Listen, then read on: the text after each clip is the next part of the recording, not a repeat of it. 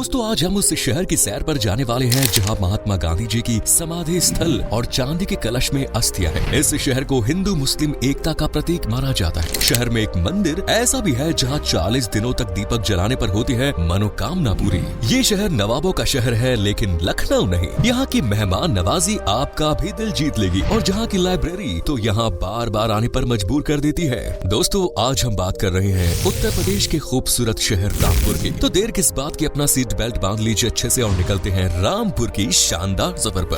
रामपुर दोस्तों भारत के सबसे ज्यादा आबादी वाले राज्य उत्तर प्रदेश का दिल कहा जाने वाला सबसे खास हिस्सा है। ये एक ऐतिहासिक जिला है जो मिट्टी के बर्तन और रामपुरी चाकू के लिए पूरे भारतवर्ष में जाना जाता है। जी हाँ दोस्तों, टीवी सीरियल से लेकर मूवीज तक में आपने जिन रामपुरी चाकुओं का जिक्र सुना है वो रामपुर में ही बनाए जाते हैं। इनका डिजाइन जितना अनोखा है उतना ही बेमिसाल होता है अपीयरेंस। कोसी नदी के बाएं किनारे पर बसा बेहद ही खूबसूरत शहर रामपुर उत्तर प्रदेश की राजधानी लखनऊ से लगभग 331 किलोमीटर जबकि भारत की कैपिटल सिटी दिल्ली से लगभग 219 किलोमीटर की दूरी पर है। जिले में कुल 6 तहसील है जिनमें बिलासपुर, मिलक, रामपुर, शाहाबाद, स्वार और टांडा शामिल है। 2367 वर्ग किलोमीटर क्षेत्रफल में फैले रामपुर शहर की सबसे खास बात है कि यहाँ हिंदू मुस्लिम एकता की मिसाल देखने को मिलती है। यहाँ पर जितने भी नवाबों ने अब तक शासन किया है वो सभी धर्मों का सम्मान करते हैं। यही कारण है कि आज 4,63,000 की आबादी में 70.02% मुस्लिम्स, 28.46% हिंदू हैं। इसके बाद भी दोनों ही समुदाय बड़ी शांति, प्रेम और सौहार्द के साथ रहते हैं। कभी भी आपको ऐसा कोई दंगा झगड़ा सुनने को नहीं मिलेगा जो सांप्रदायिक कहलाए। इस शहर में 0.24% ईसाई है जबकि 1% सिख समुदाय से जुड़े लोग भी आपको देखने को मिल जाएंगे। 70% से ज्यादा मुस्लिम्स के साथ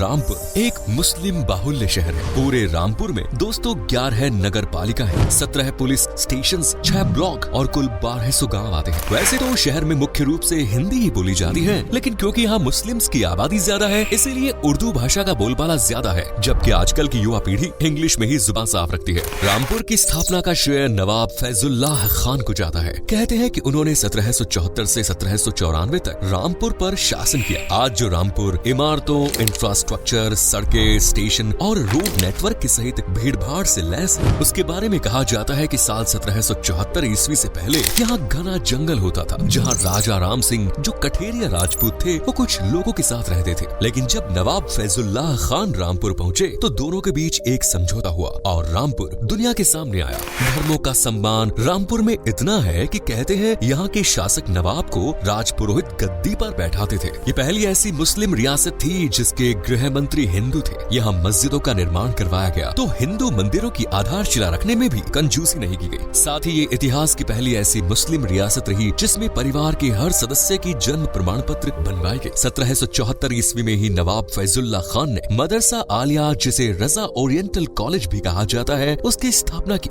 यानी रामपुर की स्थापना के कुछ समय बाद ही रामपुर के फेमस नवाबों में नवाब फैजुल्लाह खान, नवाब मोहम्मद अली खान, नवाब कल्ब अली खान, नवाब हामिद अली खान, नवाब रजा अली खान सहित कई अन्य हैं जिन्होंने इस शहर को बनाने, ऊंचाई तक पहुंचाने और धार्मिक एकता का पाठ पढ़ाने में मदद करी। कला और संस्कृति के मामले में तो रामपुर को अतीत का सुनहरा खजाना माना जाता है। दिल्ली और लखनऊ ने जब बर्बादी का आईना देखा तो उस बुरे दौर में रामपुर के नवाबों द्वारा कलाकारों को सहारा दिया गया जो ये बताता है कि रामपुर में कला का कितना सम्मान किया जाता है। रामपुर की शिक्षा का भी अलग ही महत्व है। यहाँ के नौजवान पढ़ाई पर पूरा जोर देते हैं और ये काफी सभ्य भी माने जाते हैं। रामपुर की साक्षरता दर 60% के आसपास है जिसमें से महिलाओं का लिटरेसी रेट 56.45% है जबकि पुरुषों का 62.25%। रामपुर में महिला और पुरुषों को हर सेक्टर में बराबरी का दर्जा दिया जाता है, फिर चाहे वो शिक्षा हो, जॉब हो या घर। यहाँ का सेक्स रेशियो भी प्रति 1000 पुरुषों पर 906 महिलाओं का है। शहर की कुल जनसंख्या में 25.20% लोग ही शहरी क्षेत्रों में रहना पसंद करते हैं जबकि 74.80% के लगभग लोग आज भी ग्रामीण इलाकों में रहना पसंद करते हैं। शहर में आज भी ज्यादातर लोग कृषि पर निर्भर रहते हैं। करीब 69% हिस्सा ऐसा है जो किसान वर्ग का है।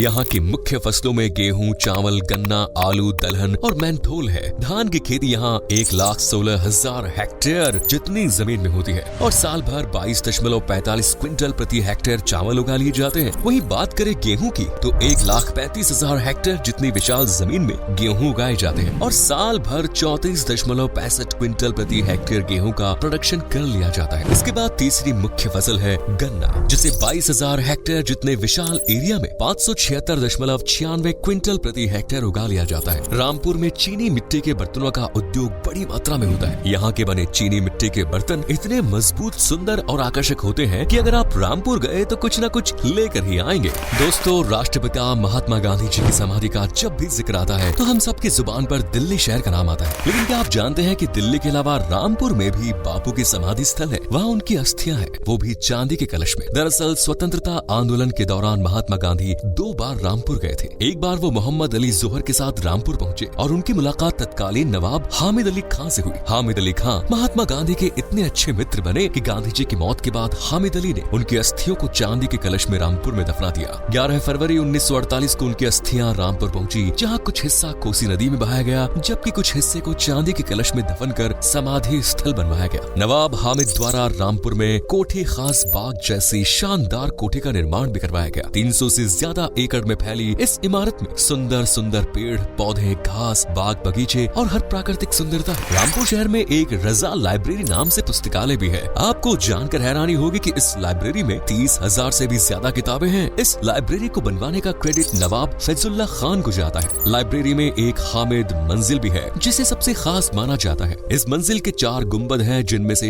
एक मस्जिद, दूसरा मंदिर, तीसरा गुरुद्वारा और चौथा चर्च की तर्ज पर बनाया गया है। यानी रामपुर में सभी धर्मों को बराबरी का सम्मान दिया जाता है। लाइब्रेरी की खासियत किताबें ही नहीं बल्कि इंडो इस्लामिक कल्चर की पहचान भी है, जिस कारण ये पुस्तकालय इतिहास में खास महत्व रखता था। वैसे तो दोस्तों, अपना भारत आस्था के चमत्कारी केंद्रों से बना हुआ है, लेकिन आपने किसी ऐसी जगह के बारे में सुना है जहाँ 40 दिनों तक लगातार दीपक जलाने से हर मनोकामना पूरी होती हो? इस मंदिर का नाम है कोसी शिव मंदिर, जो कि रामपुर के गांव बेनजीरपुरा उर्फ घाटमपुर में स्थित है। रामपुर को वैसे इसकी मेहमान नवाजी के लिए भी पहचाना जाता है। यहाँ के लोग इतने अच्छे, ईमानदार और मददगार हैं कि हर पर्यटक, चाहे वो भारतीय हो या विदेशी, को अपना समझकर उनकी मदद करते हैं। पुराने समय में भी रामपुर में मेहमान नवाजी के लिए अलग ही पकवान बनाए जाते थे। कहते हैं कि रामपुर के कुक के हाथों में जादू होता है। इनका बनाया खाना अगर एक बार कोई चख ले तो जिंदगी भर वो उस खाने को भूल नहीं सकता। रामपुर में सबसे स्वादिष्ट चीज है रामपुरी बालूशाही, जिसका स्वाद एक बार चख लिया तो आप बार बार खाना चाहेंगे। यहाँ का मक्खन पेड़ा भी गजब का स्वाद देता है। रामपुर का गलौटी कबाब तो हर वेज लवर का सपना ही मान लीजिए। इनके अलावा रामपुरी शाही पराठा ये भी बेमिसाल है। तो अगर आप रामपुर जाएं तो इन डिशेस को एक बार ट्राई जरूर करें। यूपी और उत्तराखंड की सीमा से लगे इस शहर में साल भर लाखों की संख्या में सैलानी घूमने के लिए आते हैं और लखनऊ की तरह इस नवाबों के शहर की अनूठी छाप अपने कैमरे और आंखों में कैद करके ले जाते हैं। तो चलिए आपको भी बता दें कि आप रामपुर में कहां कहां घूम सकते हैं। रामपुर में आप सबसे पहले तो कस्तूरबा गांधी बर्ड सेंचुरी देख सकते हैं, जहां कई तरह की प्रजातियों के पक्षी पाए जाते हैं। ये एक बड़ा ही सुंदर सा पार्क है और पर्यटकों को ये जगह खूब भाती है। इसके बाद आता है गांधी समाधि स्थल, जहाँ महात्मा गांधी जी की अस्थियों को संभाल कर रखा गया है। इस समाधि स्थल के आसपास का इलाका बहुत ही शांत, खूबसूरत और खुशनुमा है, जहां आप अपने लिए समय निकाल सकते हैं और खुद से बातें भी कर सकते हैं। रजा पुस्तकालय दोस्तों रामपुर की सबसे खास जगह है, जिसका जिक्र हम पहले ही कर चुके हैं। इस लाइब्रेरी में अरबी, फारसी, तुर्की, पश्तो, उर्दू, हिंदी सहित कई अन्य भाषाओं की दुर्लभ पांडुलिपियां मौजूद है। आर्यभट्ट प्लेनेटेरियम दोस्तों रामपुर में जिला जेल के पीछे के इलाकों में बना हुआ है। यहाँ पर ग्रह, नक्षत्रों और चांद तारों से जुड़ी हुई जानकारी देखने को मिलती है। यही कारण है कि सैलानियों के बीच इस स्थल को लेकर चर्चा बनी ही रहती है। दोस्तों, जिन्हें रामपुर की जामा मस्जिद के बारे में नहीं मालूम, उन्हें बता दें कि ये दिल्ली की ही नहीं बल्कि रामपुर की ही जामा मस्जिद है, जो दिल्ली की जामा मस्जिद की तरह काफी फेमस और आकर्षक भी है। और इसे आप रजा लाइब्रेरी के पास ही देख सकते हैं। ये न सिर्फ एक ऐतिहासिक स्थल है बल्कि प्राचीन मस्जिदों में से एक भी है। मस्जिद में 3 बड़े बड़े गुम्बद और 4 मीनारे हैं और खास बात यह है कि ये सभी मीनारे सोने की परतों से ढकी हुई है। इसके बाद आप कोठी खास बाग, इमाम बाड़ा शाह नजफ और अम्बेडकर पार्क भी देख सकते हैं, क्योंकि तीनों ही जगह कमाल और बेमिसाल है। खैर, इनके अलावा बाकी बहुत कुछ है जिसे आप इस शहर में देख सकते हैं और यहाँ पहुँचना भी बहुत आसान है, क्योंकि रामपुर रोड रेलवे और हवाई मार्ग से अच्छी तरह कनेक्टेड है। इसके अलावा शहर में Rampur bus station, Rampur junction, वहीं एयरपोर्ट की बात करें तो बरेली एयरपोर्ट शहर का सबसे नजदीकी एयरपोर्ट है, जहाँ से आप बस, टैक्सी के जरिए शहर में आ सकते हैं। ये शहर दोस्तों घूमने के लिहाज से बिल्कुल भी महंगा नहीं। महज 15 से 20 हजार रुपए में आप पूरा शहर एक्सप्लोर कर लेंगे। तो दोस्तों ये था खूबसूरत शहर रामपुर और इस शहर से जुड़ी कुछ रोचक बातें। वाकई में दोस्तों ये शहर अजूबों से भरा पड़ा है। इस शहर में जाने के बाद किसी का भी वापस लौटने का मन नहीं करता। खैर आप में से अगर कोई है रामपुर या फिर उत्तर प्रदेश से तो हमें कमेंट्स में जरूर बताएं। वीडियो पसंद आई तो लाइक करें, शेयर करना बिल्कुल ना भूलें और हमारे चैनल को भी सब्सक्राइब करें। धन्यवाद।